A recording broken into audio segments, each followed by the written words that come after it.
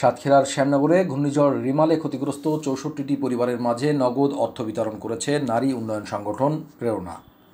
সোমবার বিকালে Christian aid ও start fund বাংলাদেশের আর্থিক সহযোগিতায় উপজেলার বুড়িগোয়ালিনী ইউনিয়ন পরিষদ চত্বরে পরিবার প্রতি ৬,০০০ টাকা করে বিতরণ করে সংগঠনটি।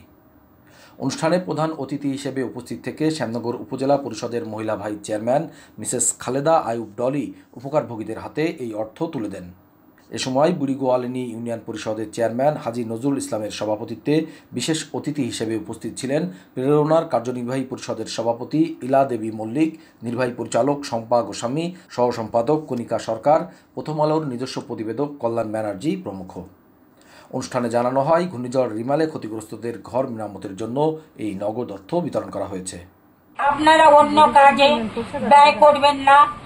আপনার ঘরখানা যে ক্ষতিগ্রস্ত হয়েছিল সেই ঘরখানা মেরামতের চেষ্টা করবেন, অন্য কাজে এই টাকাটা আপনারা ব্যয় করবেন না।